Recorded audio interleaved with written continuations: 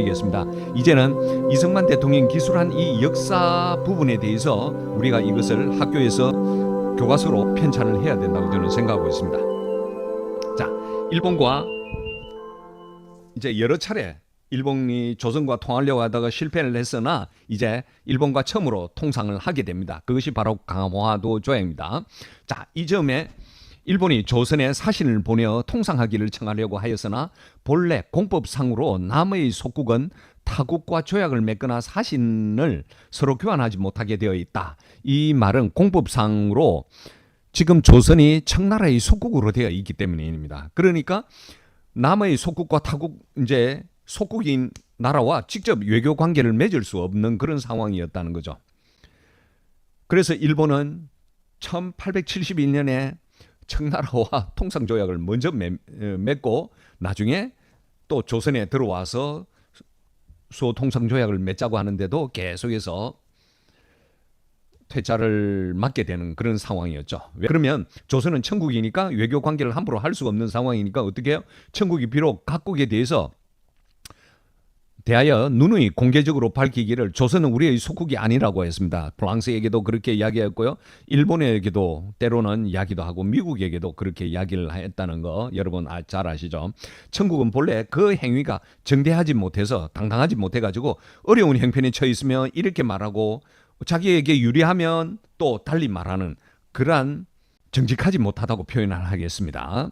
자, 일정한 실상을 믿을 수 없기 때문에 청나라에 대해서 믿을 수 없기 때문에 첫 번째 천국에게 그래서 일본은 먼저 질문을 하여서 확실한 대답을 들은 후에 조선과 의론하는 것이 옳다고 하여서 즉시 사실은 천국에 보내어서 사실관계를 질문했다. 그러자 천국이 또 겁을 내어서 여전히 대답하기를 조선은 우리와 상관없는 자주 독립국으로 알고 있으니 직접 판단해서 처리하라라고 이야기를 합니다.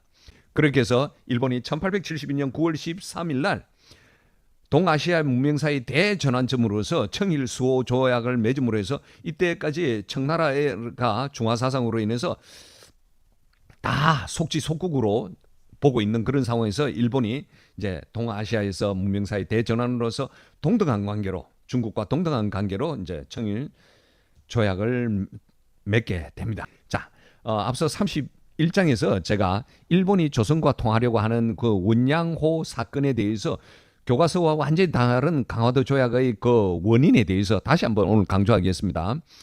그 구라는 것은 일본이 여러 번 하나부사를 통해서 부산에 오고 또 다른 외무부 대신들을 보내가 관리들을 파견해가지고 이제 조선과 외교 통상 관계를 맺으려고 했는데 계속해서 실패한 거죠. 그래서 그 이후에 1875년 9월경에 일본 군함 두 척이 청나라에 먼저 간 거죠.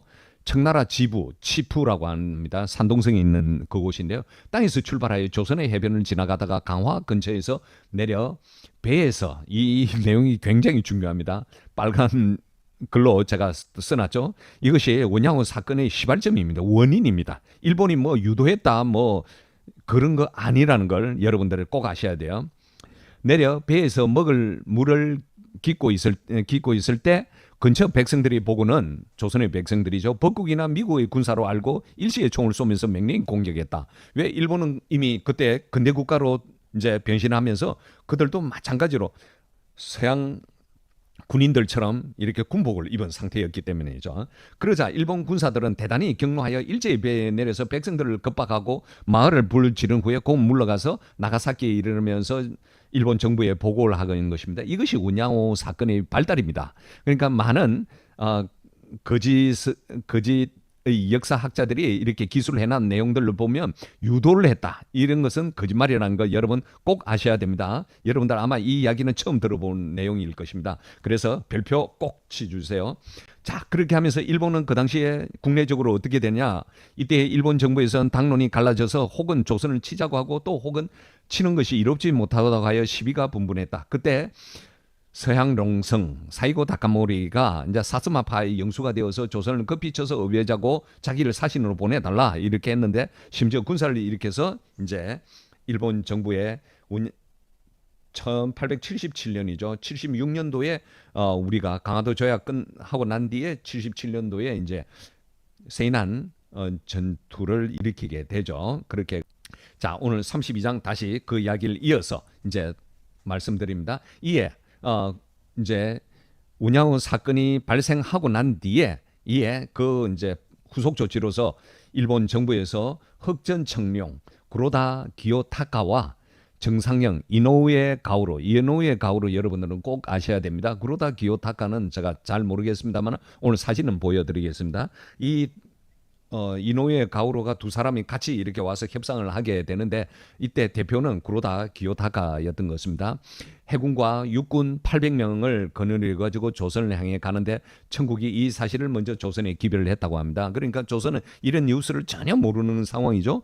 부득불 화친하는 것이 청국에서 이제 조선에게 권고를 하게 된다는 것입니다. 우리는 그런 것에 대해서 전혀 모르고 우리는 계속 쇄국하려고 했겠죠. 그러나 청나라에서 야, 그러지 않으면 너희들 심각한 상황에 벌어질 수 있는 게 있으니까 빨리 화친해라 이렇게 한 거죠.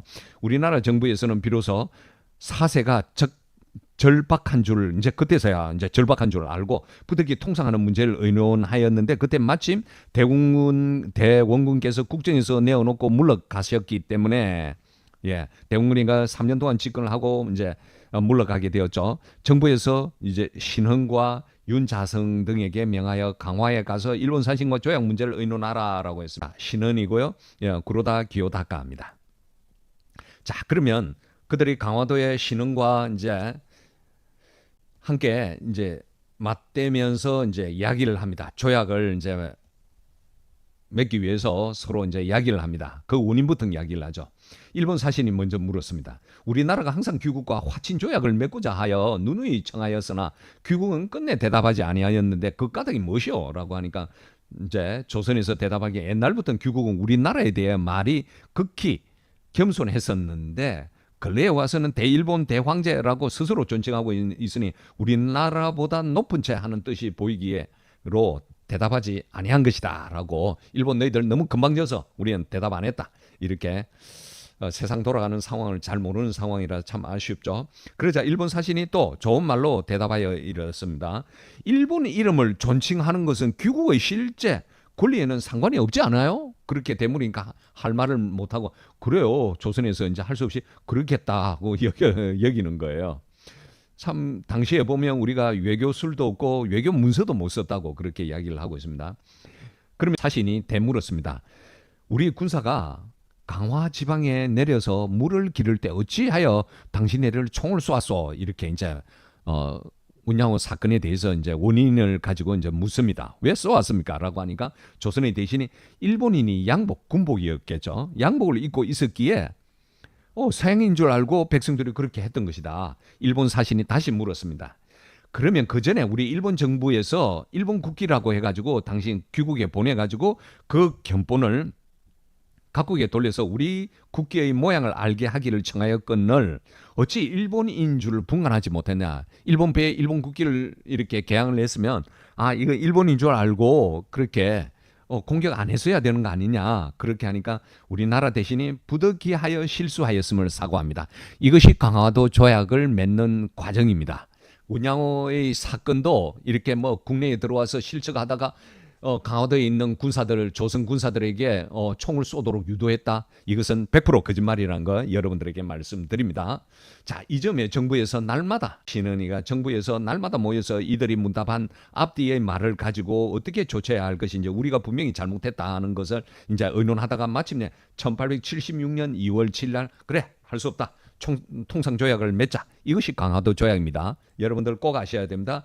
이 조약의 가장 중요한 내용은 뭐냐면 일본은 조선을 자주 독립국으로 대우하여 본래부터 자주하던 일본국과 평등함을 인정한다고 하고 심지어 청국의 간섭 여부에 대해서 말한 바가 없었으니 이때가 곧 조선의 독립 권리를 실제로 회복한 최초의 일이다. 그러니까 대한민국이 자국의 힘으로 독립한 것이 아니라 일본에 의해서 최초로 독립국으로서 인정을 받게 되는 것이 강화도 조약입니다. 우리는 이 중요한 이야기를 하지 않아요. 그냥 불평등 조약만 이야기해요. 그렇게 해서 1876년 2월 27일 날 강화도 조약이 이렇게 세워졌습니다. 1조에서는 조선국은 자주국이며 일본국과 평등한 권리를 가진다라고 했습니다. 자, 그러면 여기에 대해서 이승만은 뭐라고 하느냐? 만일 백성이 독립을 중하게 여길 줄 알았다면 이 날에 곧 전국이 절구하면서 경사스러운 경축일로 삼아서 지금까지 기념하기를 잊지 않아야 했을 텐데, 그러나 백성이 이 독립의 귀중함을 알지 못하고 도리어 하는 말이 청나라 대국을 배반하고 하니까 화근이 있을 거리라고 이야기를 하고 있는 것이죠. 이 또한 도리가 아니라고 말을 하고 있다는 거죠. 세 번째로는 감히 이 통상조약을 맺은 사실을 알린 자가 그래서 하나도 없었다는 겁니다. 어째 통상이 되었으면 이 통상조약이 우리나라의 권리에 무슨 관계가 있는지 지금까지 말하는 자도 한 명도 없었다는 거예요. 와, 당시에 얼마나 나라가 폐쇄되어 있는지 우리가 알 수 있을 것입니다. 그러면서 다섯 번째 이승만은 이야기하기를 국권이 어찌 경고하기를 바라겠는가. 이 나라를 우리 최초의 독립으로 기념하지 않고 또 이 일본과의 수호 통상 조약을 맺은 거 그것도 누가 조약을 맺으라고 했어요. 청나라가 맺으라고 했는데 대청에 대해서 배반하면 화근이 있을 거라고 우리는 신의를 지켜야 된다고 이렇게 한 거예요. 그러면서 통상 맺은 거에 대해서 아무도 이야기를 하지 않고 있다는 거예요. 도대체 우리의 권리가 무엇인지도 모르는 상황이었다는 거죠. 그렇게 하면 국권을 어떻게 경고하게 할 수 있냐라고 한탄하면서 이승만은 이야기하고 있습니다. 그러면서 이어서 하는 말이 만일 이 통상조약이 아니었으면 서양 각국이 결단코 그저 있었을 리가 만무하다. 이제 이승만 대통령 당시의 정세를 보면서 또 다른 각도를 이야기하는 거예요. 일본이 만일 통상조약을 맺지 않았다고 하면 나중에 앞서 이제 이야기 앞 챕터에서 이제 신미양요 병임 양요 이러한 사건들이 계속 있었지 않습니까? 조선은 그냥 가만히 있는 것이 아니죠. 외국이 계속해서 들어와서 이제 통상을 맺으려고 하는 화친을 맺으려고 하는 그런 상황이었기 때문에 만일 일본이 아니었고 그 중에서 더 강포한 나라가 먼저 기회를 타서 우리와 이제 조약을 맺었다면 대한의 형편이 또 어떻게 되었을까? 이것도 모를 일이다. 그런데 다행인 것은 일본과 먼저 통상 조약을 맺어 공고하고 완전한 독립을 실제로 공포했으니 이 어찌 다행한 일이 아니겠는가? 그래서 참으로 정치하는 나라의 지도자들이 껴 있었다고 하면 이 길을 이용해서 우리는 얼마든지 근대 국가로 바로 넘어갈 수가 있는데 고종을 비롯해서 많은 주자 성리학자들이 그들이 나라를 망치고 자기의 직책을 다하지 못했습니다. 이승만 대통령은 백성이 백성이 자유롭게 생각을 해야 된다는 그 챕터에서 8가지의 내용을 이야기하면서 이 나라를 망가뜨린 사람은 바로 도학으로 인해서 나라가 망했다고 이야기를 하고 있죠. 바로 그 대표적인 사람이 최익현 독기상소입니다. 자, 그걸 꼭 아시고요. 이 책을 계속 읽으셔야 됩니다. 이후로 각국이 뒤를 따라 차례로 들어와서 결국 이제 영국, 미국, 프랑스, 독일, 아라사스, 러시아, 오지리, 오스트리아, 의대리, 이탈리아 등의 모든 나라가 서로 1884년 그러니까 82년도죠. 약 6년 후에 일본이 통상조약 맺고 난 뒤에 쭉 통상을 맺었습니다. 이 통상조약의 문서를 누가 써줬냐면요. 리홍장이가 다 써줬어요. 그러니까 우리는 그때 통상조약의 그 문서조차도 못 쓰는 그런 상황이었다는 거죠. 그러니까 외교를 할 수 있는 능력이 없는 상황이었다는 걸 여러분 꼭 아셔야 됩니다. 피차 동등한 나라로 대화하면서 서로 대등하게 공사를 보내어 다 같이 외교 관계를 맺는다고 하였으니 이 어찌 당당한 독립국이 아니겠는가. 그러니까 일본과 이제 통상조약을 맺으면서 그 이후에 6년 후에 여러 나라와 통상조약을 맺으면서 이 나라는 당당한 독립국이 되었고 서로가 공사를 이렇게 보내지 않습니까? 실제로.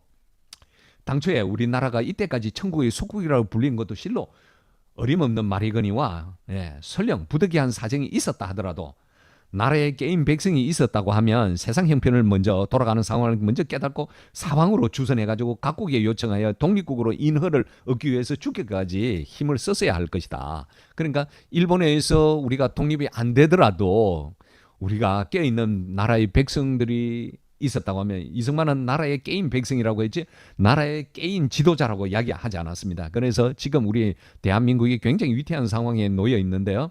그 상황을 결국 돌파할 수 있는 것은 결국 우리 이렇게 아래 사람 나라를 다 지도자가 아니라 우리의 아래 사람 백성이 이것을 파헤쳐 나가고 반드시 승리해야 된다는 것입니다. 그 당시에도 독립국으로 인원을 얻기 위해서 백성들이 그렇게 쫓아다녔어야 할 그런 상황이었다는 거죠. 그런데 이렇듯 게임 백성이 없었기 때문에 타국이 자청해서 일본이 자청해가 들어와서 그들에게 억지로 미국, 영국, 독일, 프랑스, 이태리 이란 나라들이 억지로 이 일을 맡기기에 이르렀는데 자원하여 도와주는 좋은 친구들이 이렇듯 많았다고 이야기를 표현을 하고 있습니다. 겸하여 리옹장이가 먼저 우리 정부의 통상조약을 맺도록 권고했다. 앞서 말했죠. 리옹장이가 모든 조약 문서 조항을 다 말했습니다.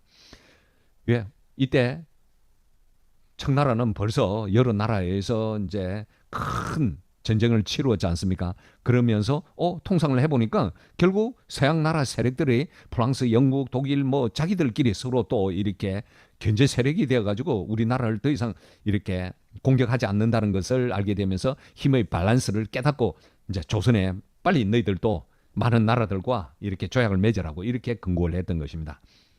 그도 각국의 압력에 의해서 부득이 그렇게 한 것인 줄 소경이라도 짐작한다라고 이야기를 이승만은 꿰뚫고 보고 있는 거죠. 그러면서 굉장히 중요한 이야기를 합니다. 조선은 천국이 속으로 으르는 것을 두려워하여 대조선 독립국이라고 세상에 드러나게 반포하지 못하고 구차하게 시비에만 휩싸이지 않으려고 하였으니 그 용렬함이 실로 심하였다. 용렬함이 뭐죠? 졸렬하였다는 겁니다. 당시에 우리 조선의 지도자들은 이렇게 졸렬한 사람들이었습니다.